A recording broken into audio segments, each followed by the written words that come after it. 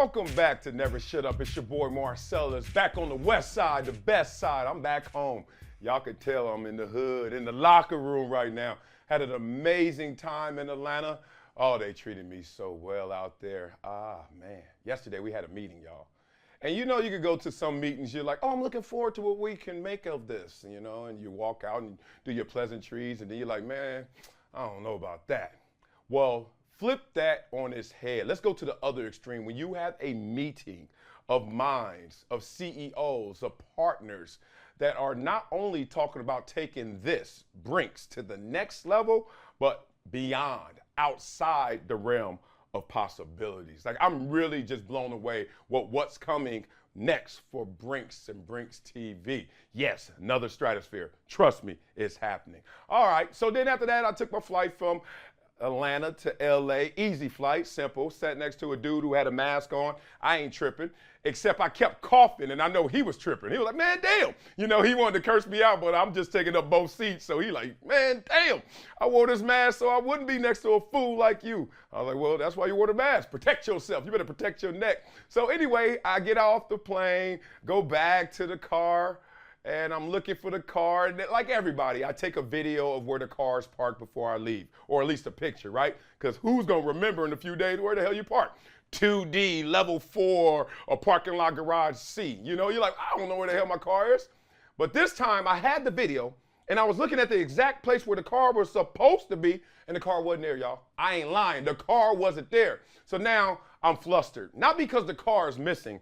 I don't think I got jacked in no damn airport parking garage. It's because I got two choices. Either I call my wife and be like, baby, I know I landed, but I ain't coming home. Or I go find me somebody, a parking attendant, be like, yo, my car was here. Here's the video. What happened? So I chose the latter, obviously. Go to the parking attendant. She says, oh, you parked in the wrong place. And I'm like, oh, don't say the T word. Don't say toe. And she said, no. It's on the 5th floor. We put all the cars on the 5th floor since y'all all didn't read the damn signs. Donut, dummy. I was like, all right, that's cool for me. Took the elevator 5th floor. But then I was going home, but my wife was out having a girl's dinner, a mom's dinner. She always having dinners and look great. I have a dinner, I'm looking like this, I'm fat, right? So she's out, and I'm like, I ain't going home right now because the kids already asleep. I got a little pass. So I go to my favorite restaurant that I haven't been to since the pandemic, right? They finally opened up. Now, I would say their name, but I don't want y'all to blow up my spot. It is literally my favorite restaurant in the world. But two, I didn't have the best experience. The food was amazing. Everything was great. Went to bed last night, kind of coughing again. I didn't think anything of it because, remember, I was on the flight coughing next to the mask dude, so I wasn't tripping. But I woke up this morning. What's more than bubble guts? What's more than bloop, bloop, bloop, bloop? Like, I had 4 events this morning, right? I had to run the 100, 200, 400, and 800 this morning. Me and the Toddy Bowl man. It was crazy. I was like, no, I got food poisoning. And look at me, still plowing through it here for you guys. All right, let's get into the show right now. Oh, my man, Lamar Jackson. I know you can afford a lot of food. You can afford restaurants, but you're not getting offered exactly what you deserve or what you desire, right? The Ravens have placed the 32.41. Why the 1? Like just 4-0 or go to 5-0. Why the 1? $32.41 million non-exclusive franchise tag on Lamar Jackson. He can negotiate with other teams, but the Ravens can match any offer he signs or take 2 first-round picks instead. Oh, they hit him with the okie doke. They hit him with the non-exclusive. They hit them with the I like you a lot, but I ain't in love with you like that. Let's see who else trying to holler at you. Who else trying to flirt with you? Like, you imagine Lamar Jackson looking at the Ravens. They are in that relationship. Former unanimous MVP, only been 2 in league history. And Lamar Jackson is told by his significant other, oh, yeah, go out tonight. I don't want you having sex. I don't want you messing around, but go have some fun. Yeah, go flirt. Go see what they talking about. Let's see if you can do better. Damn. Even if I come back, y'all gonna always be on strike 1. If not strike 2, just because y'all even thought of this craziness. That is insulting. Now, $32.41 million is not insulting. But the fact that they would dangle a franchise quarterback out there means, let's be real, they don't think he's a franchise quarterback with an exclamation point. maybe a comma, maybe a semicolon. Does anybody know how to use a semicolon properly? Because I know I don't. I just put it there sometimes to look smart. But the point is, they are letting this dude hit the streets and just telling him, hey, keep your eyes open and your legs closed and have some fun. That is fucked up. Wow. Now, from that, obviously, you know that the relationship is contentious. It has to be. Because Lamar's not getting exactly what he wants, and they're not getting exactly what they want. They can say whatever they want. Oh, this is just business. Yeah, right. Even in business, if you don't get what you want, you feel a certain kind of way. Let me hit y'all with a Wileyism that I may use another time, but it's just appropriate for this. I heard this about anybody who says that their agent is themselves or is going to be their mama, etc. If you represent yourself, you have a fool for a client. Say it again. If you represent yourself, you got a fool for a client. I don't fully agree with that, but in this situation, because it's not happening neatly, easily, conveniently, man, what is going on? I'm not placing blame on Lamar because he knows his value. He knows his worth. But now he's been sent on a mission to go out there and prove it. J.J. Watt even chimed in on this, kind of implying some racial stuff. Y'all tell me. But J.J. Watt kind of said, why are all of these teams so publicly out on Lamar Jackson? Like, he's an MVP winner. What am I missing here? And it's weird, but real. The Dolphins, the Falcons, the Panthers, the Commanders, the Raiders, all for different reasons, have all said no. No thanks. Like, damn, why don't you just say nothing? If you don't come to him, we know no thanks. But to go out there overtly and say it, J.J. Watt might be circling around something there. But it's not really that. It ain't because he's black. Y'all need to stop playing with that. Like, we have to move forward in conversations and have the ability to rethink situations, right? Oh, man, it's because he's black, because he's a quarterback and he's black. Y'all know the NFL's highest paid player is black. Oh, no, it's because he's black playing there and they don't respect him. The top 3 highest guaranteed contracts in the league are black. 4 of the top 5 are black. That's just a weird way to be racist or to discriminate. To pay all the black players and then say, Lamar Jackson, not you. Why? Because you're darker than the rest of them. I don't know. It doesn't make sense right now, but obviously we're going to stay in tune and obviously watch this story as it evolves. We're coming up on Never Shut Up. Oh, we're going to switch gears. I'm about to get mad up in here. Say it ain't Joe. Say it ain't so. Joe Mixon. I'm hearing a lot of reports about what happened in front of your house and in your house. Say it ain't Joe. That's next on Never Shut Up on Brinks TV and Reach TV. Get my chalos.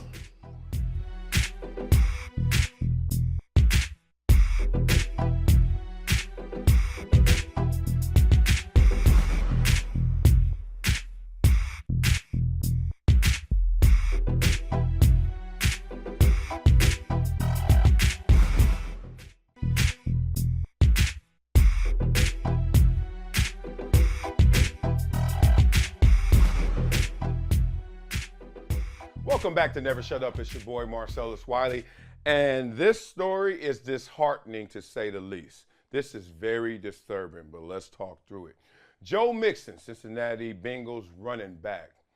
Say it ain't so, Joe.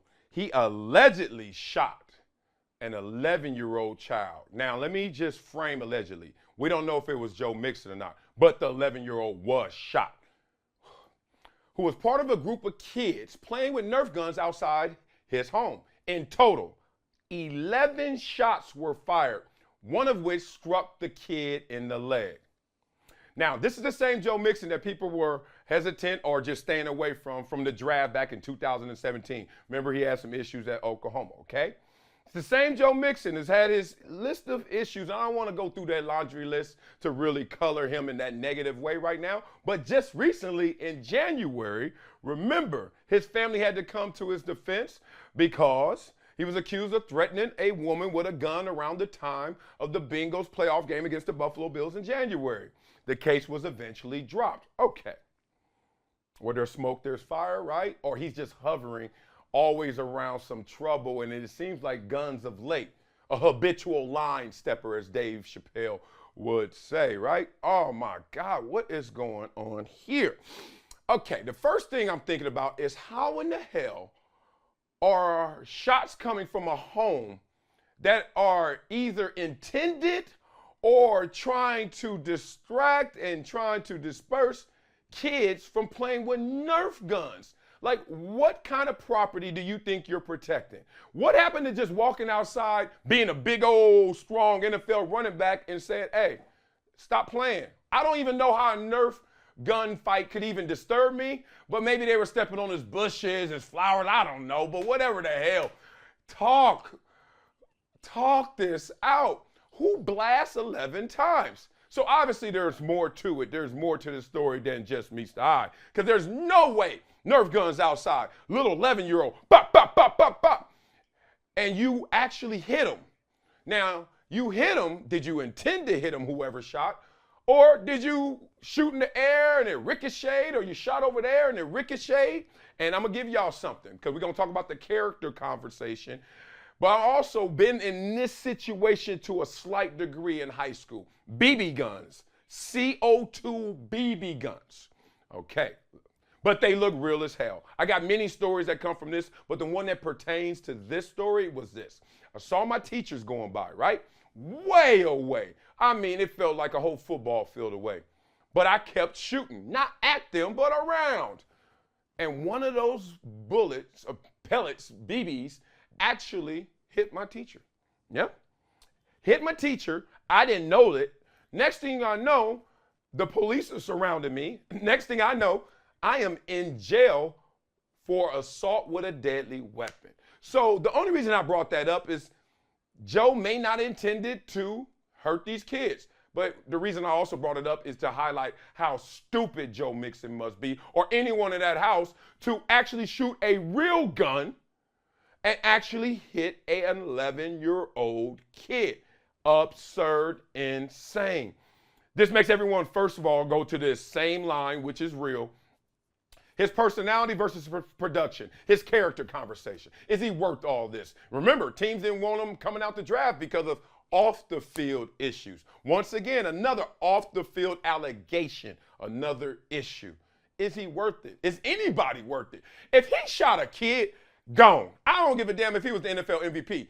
Gone. I don't care if he won MVP every year he's been in the league. Gone. You shot a damn kid for what?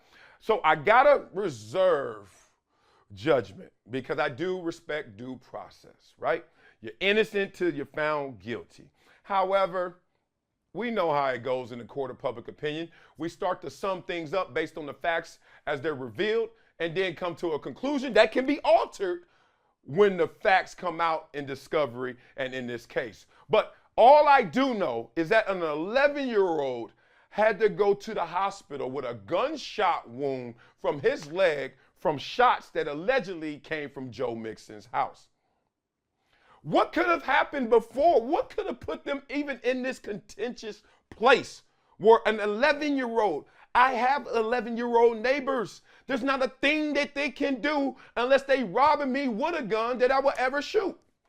Like I can't even think. I can't think. I mean, I would be mad. I could grab the little kid. I could shake the shit out of him. I could do a lot of stuff. But you shoot and hit it. First of all, forget the hitting the kid. Who shoots 11 times? Like what? Like warning shot? I don't even like that, but that's why it's called a warning shot. 11 shots. What the hell are you doing? Ooh, it's weird. I'm not rooting for this to be true, but I can't see any other way other than someone in that house, and maybe Joe Mixon's protecting them, or Joe Mixon himself. But Joe Mixon, why in the hell would you protect somebody? You got the most to lose in that house. I'm rolling those dice and saying that that's a fact. That's the truth. So now there's an 11-year-old not only injured, but traumatized. You're in that neighborhood, talking about living up to stereotypes, like just lazily. And I remember this happened to me. I had a neighbor that I used to live up to a stereotype. What was that? I had 415s in the back of my excursion. Now, I can do what I want. It's my excursion. Obviously, this is before the noise ordinances that happened in LA and California. So you actually have a maximum volume level in LA now. But before all that, oh man, boom, boom, boom. You at the red light with me? Sorry, it's not an earthquake. It's just Master P. Boom, boom, boom, right? But I used to be ignorant with it too, on purpose, just young, 25 years old, got too much money, too much time, pull up to the mailbox and do this. You know when you're in your car how loud it is. And you know if you want to stunt, you want to floss, all you got to do is let them doors open, right? Forget rolling down the windows. Let them doors open. Boom, boom, boom.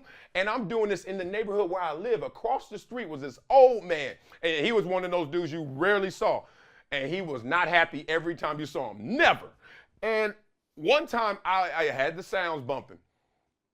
And for some reason, I heard some chirping. It wasn't Master P saying, It was like, duh, duh, duh, duh, duh, duh. I was like, wait a minute. Hit pause. It's my neighbor yelling, dog cursing me. And I ain't mind that because, you know what? Frankly, I started the problem. I was like, yo, I'm over here bumping. I get it. But I had too much ego involved, and he went too far. He said, you monkey. And then I was like, oh. Okay, I was living up to a stereotype. I was doing too much, whatever the hell, loosely. And then I had to just call our director of security, the FBI, basically. And they handled it. I never heard from the man again. But in this situation, Joe Mixon, man, you can't even say you were on your property, protecting your property. You can't even say I was just caught up in the moment being young and dumb and my ego got. You or someone in the Mixon home allegedly shot an 11-year-old. You better hope this story twists and turns and it has the craziest ending ever. If not, Joe Mixon, oh, you on my ban list, bro. And we ain't playing those kind of games. All right, coming up on Never Shut Up. Whoa, I got too many kids to be hearing stories like that. Let's talk about Draymond Green and Jordan Poole. They going at it again. Uh-oh, a little bit of beef carryover. Draymond tapped out on his boys yesterday. Let's talk through that next on Never Shut Up on Brinks TV and Reach TV. You can buy a challenge too. You can get your challenge.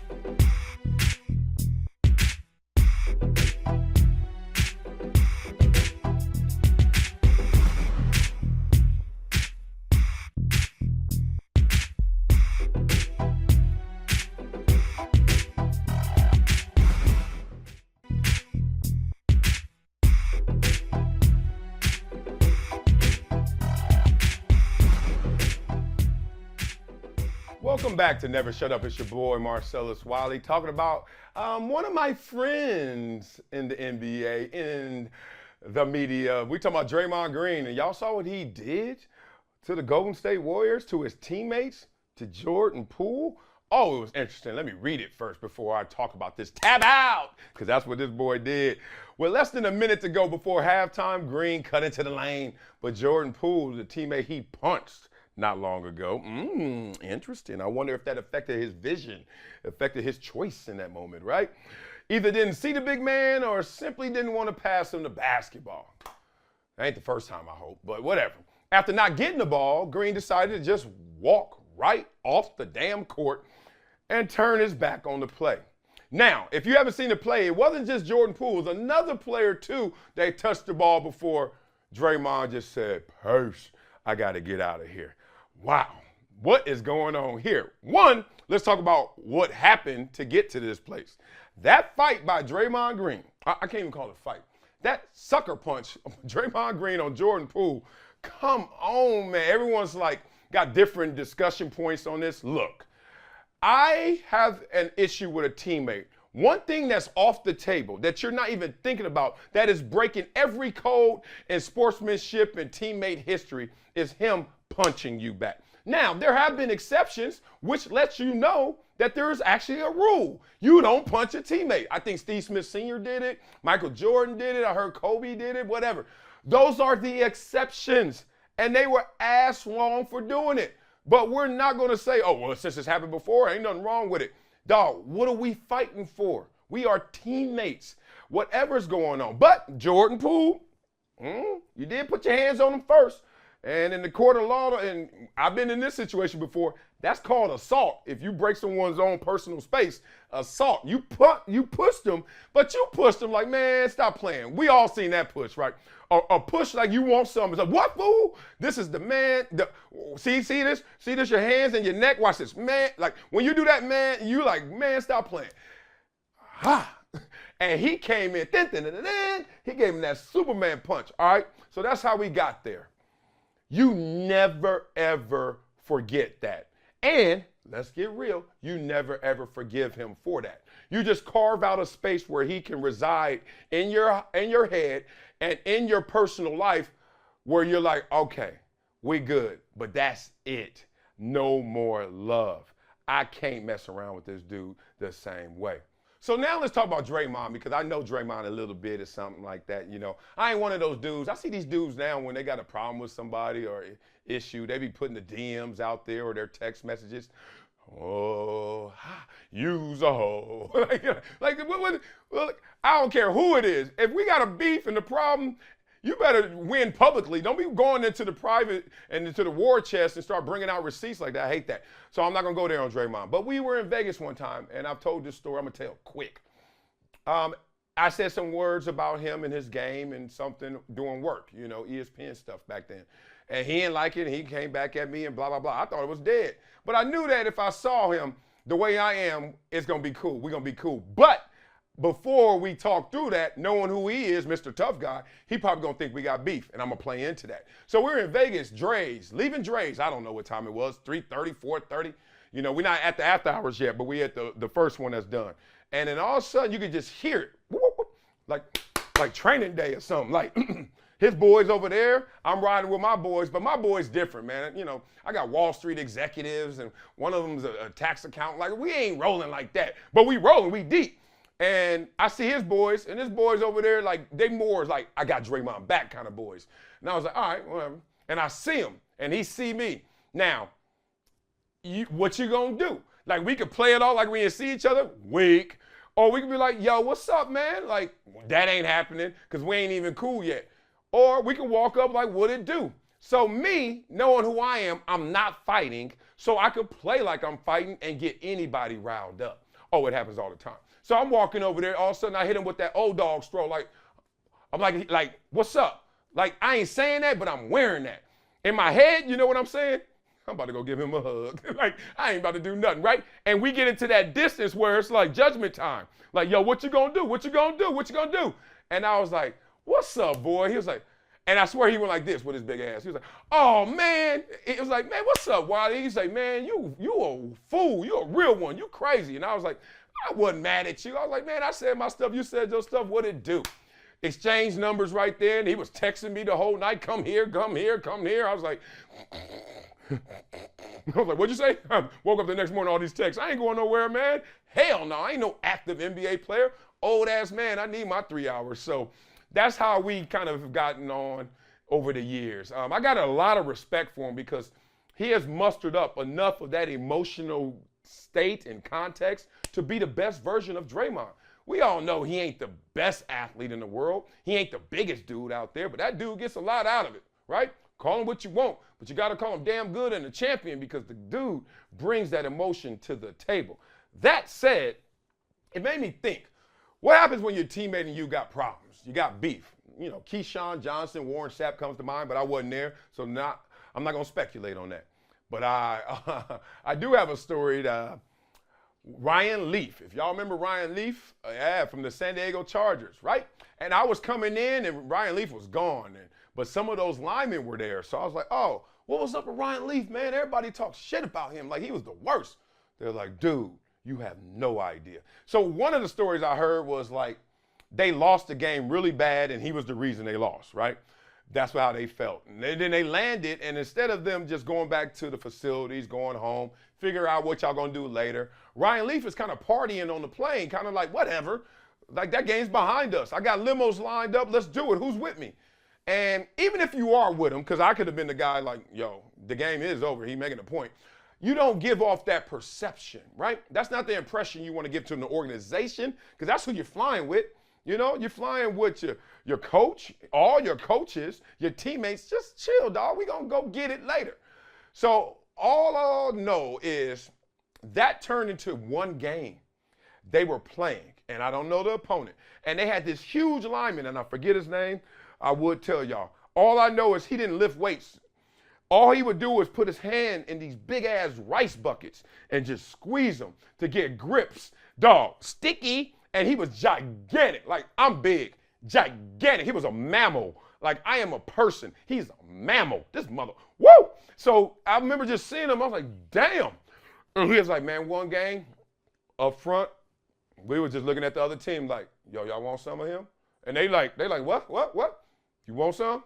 Yeah. You don't believe him, of course. You're like, yeah. And you still go hard. They said, Ole, let him. And they said they were letting Ryan Leaf get his ass taxed and sacked. I was like, damn, I ain't doing that. You ain't messing with my money. If I hate you, the last thing I'm going to do is put some bad film out there so that you mess with my money, and then next thing you know, I might get cut. That wasn't the smartest thing, but that lets you know how crazy mad they were. They weren't even thinking straight. So I guess that's what happened last night with Draymond. He's still mad at Jordan Poole or something? I don't know. Because the way he hit him, shows you was upset. And more than that, you walked off the court, not only on him, but the entire team. Sounds like, dog, you ain't thinking straight as well. Only time I seen Draymond think straight is when he walked up to me and said, peace treaty. I love you, Marcellus. Thank you for everything. Here's my number. Please go out with me tonight. I'll mess with you, Dre Day. Nothing but love, but this was stupid. Stay your ass on the court. Be a leader. Coming up on Never Shut Up, full episode time. Oh, it's time to get real, time to get raw. Oh, we about to talk about Kendrick Perkins versus J.J. Redick. Wait a minute, racial? Oh, y'all thought I wasn't going to do this story. Y'all figure out the format of this show. We saved the best for last. Let's get into it. Racial time on Never Shut Up, Brinks TV, and Reese TV. Never scared. Never shut up. Challenge.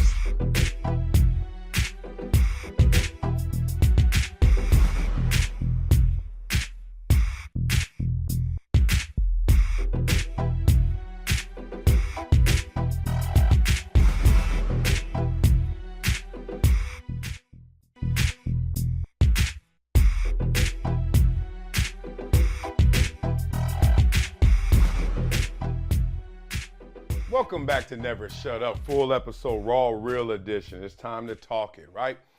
Two guys that I'm familiar with, Kendrick Perkins more than J.J. Redick, but tremendous respect for J.J. Redick, obviously a former Clipper, but also just a big brain and a great basketball player. Let's talk about both of these guys.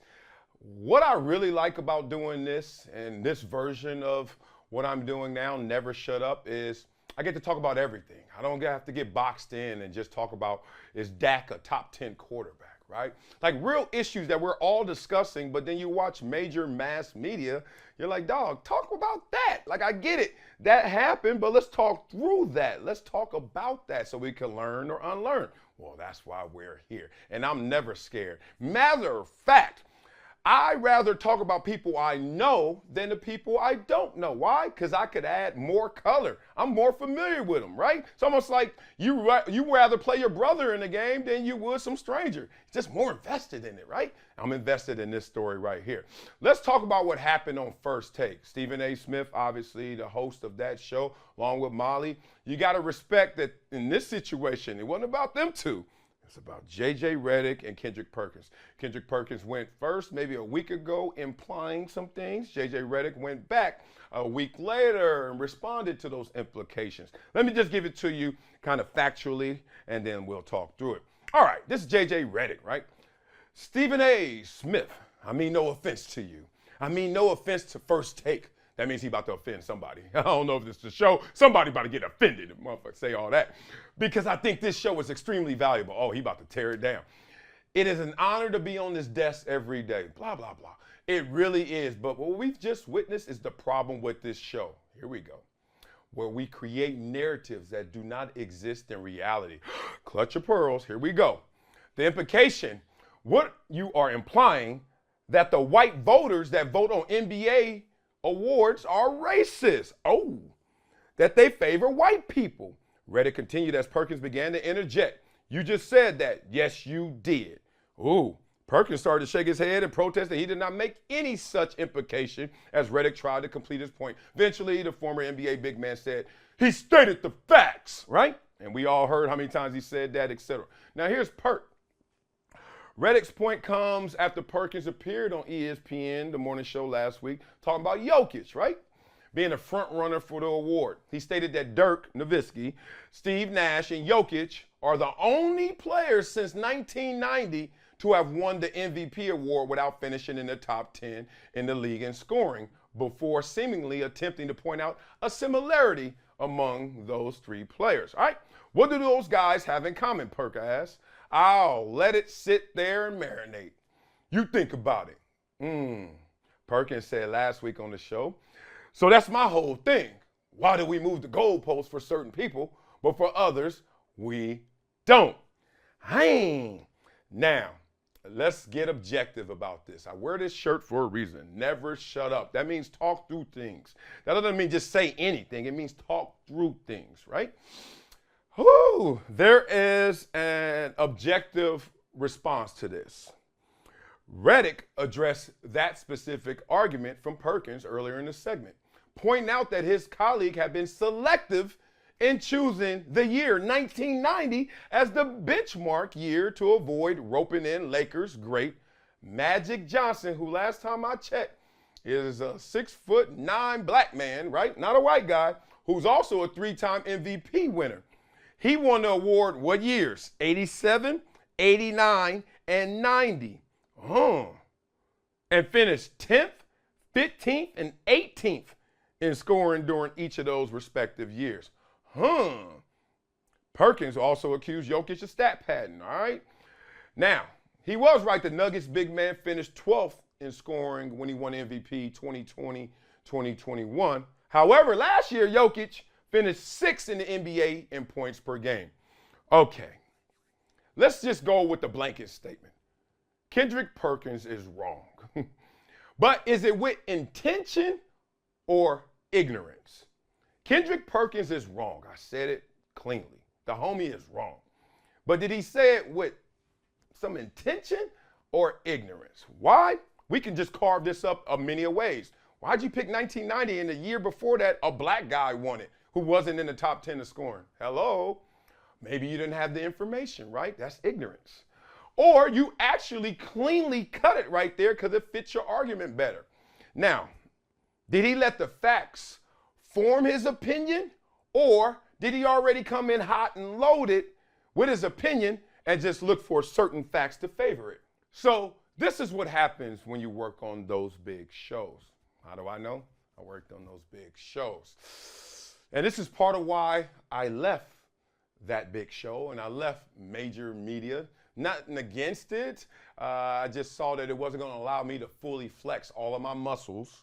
And it wasn't going to allow me to be exactly who I am, right? Because you got to understand that they want to please their audience and their advertisers. I get it.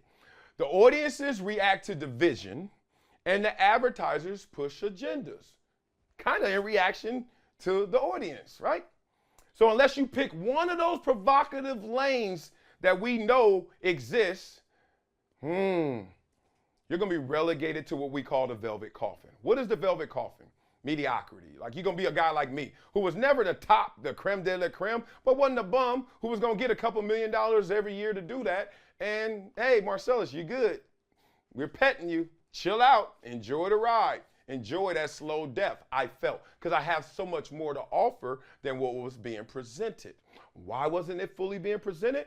Because of the obstacles at play.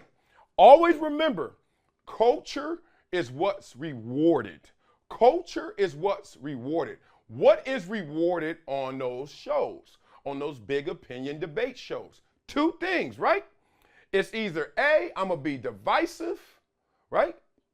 Or B, you're going to be somebody who disrespects. Like, if you're going to be the top, you got to find something that's polarizing and run with it. Or you got to be the guy that just comes at everybody. Other than that, who else is at the top? Stephen A is the big dog. He makes the most of those. Now, if you're talking about what I'm doing, Pat McAfee's the big dog. And he can do whatever he wants. That's why I'm over here. He makes 3-4 times more than Stephen A. Y'all know that? Real talk. So, and also Skip. Now, Stephen A, when he gets into his persona, because it's not who he really is. I know him for real. He kind of quiet almost. But when he gets into lights on, it's time to light up, he's going to do what he does. He's going to be entertaining, going to have some great points, but also He knows to stay in that lane when he knows there's some division. Oh, I'm looking out for the brothers. You know, when you looking out for the brothers, who are you not looking out for is what everyone else is assuming, right? When you pumping something up, what are you deflating on the other end? Just always catch that, right? Or Skip. Tremendous respect. I think Skip's one of the nicest people in the world. People try to challenge me. I was like, every time I'm around Skip, dude, I call him Bubbles. He's just so nice. You don't even want to mess with him. You're like, oh, that's a cool dude and in hella shape. But these athletes, oh man, disrespectful. Calling them out their name, making up nicknames, don't even want to move when the facts change. Just plain disrespect. Like, dog, you saw what happened. Nah, but I got a narrative. I have an agenda. I'm coming in with a topic already with an opinion. Now I just need a few things to fill it in. What happened here is Kendrick got caught in that trap. Why? Because culture is what's rewarded. Kendrick is still climbing. Kendrick is blowing up right before our very eyes. Kendrick's somebody, right? And he wants to be more. But he knows the two lanes that exist. So is he going to disrespect? Nah, that ain't him. He played. He can't go there. Maybe I can be a little divisive at times. Maybe I can pander at times. Maybe I can lean into something that I know they going to love to hear or they ain't going to want to hear. So they either going to love me or love to hate me. Who won in sports doing that? Yes, Floyd Mayweather, the king of it all in marketing. And Floyd did it because he was like, I know how to promote a fight. And as soon as the fight was over, he was the nicest guy in the world. He would shake their hands and give them nothing but pleasantries. It was all an act. It was all a persona.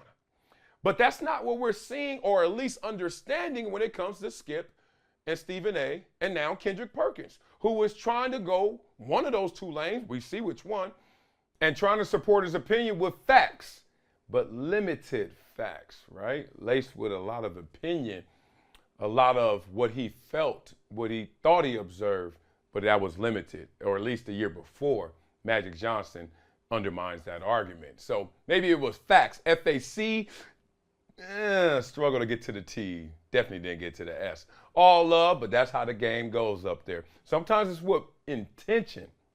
Sometimes, frankly, it's with ignorance. All right, y'all, let's get to the Wileyism right now. You know how we end this show. This one might be #1 all time. Certainly on my Mount Rushmore in terms of how many times I've used this, especially on the homegirls. Don't miss the boat waiting on a yacht. I don't told too many of my homegirls, the single ones especially. Don't miss the boat waiting on a yacht. I have seen too many of the homies that are not looking for Mr. Right. They're looking for Mr. Perfect. And I'm like, dog, he right. And how did I come to this understanding? Because I remember when I knew I wasn't shit. I wasn't good. I was not a good guy. I was out in them streets, whatever, pew, pew, pew, pew, sniping, right? And I was just amazed how many girls would get in line to be next to get sniped. And I was like, what are you doing? I am not a good dude right now. I am telling you I'm not a good dude because I've always been honest. So I'm like, yo, it ain't going to work out. So I was like, but my boy right here, my boy right there, Wall Street executive right there. Oh, man, CFO right there, CEO right there, starting to start up. What's up? Oh, they didn't want that because they had their image of what Mr. Perfect looked like, tall, dark, and handsome. And all that kind of stuff. I'm like, girl, you better find you somebody kind of tall. He all right, and maybe he cute. You know what I mean? Like, whatever. Just find what you need, right? Mr. Right, he's right for you, not perfect for everybody. That line too damn long when everybody wants the same dude, the same type of dude, and it was just nauseating. And look, I took all the compliments. I laughed at it, but I was just like, damn, for real though. Won't you just be smarter about this? You can't be sitting there at the shore for the rest of your life talking about, oh man, ain't nobody out there cool enough, good enough for me. Nah, you a little too damn selective. Like you gotta let somebody qualify. You know, not always Mr. Perfect, Mr. Right. So don't miss the boat waiting on a yacht. That'll do it for today's episode of Never Shut Up. I'm waiting for my phone to blow up because it's about to. You already know how they do it. Oh, what'd you say about me? I ain't saying nothing, homie. I ain't saying nothing, homie. All right, look forward to y'all tomorrow coming on. And we're going to start some auctions. Yeah. How about an autographed book? How about an autographed jersey? How about a playing card autograph? How about a one-on-one Zoom, you and I, or even all your people and just me? Let's just talk through it, right? I like that. We're going to start doing our auctions. Maybe tomorrow, maybe next week, but stay tuned. You'll check it out. Thank you for watching Never Shut Up on Brinks TV, Reach TV. Peace. And buy a challenge right now. Buy a challenge.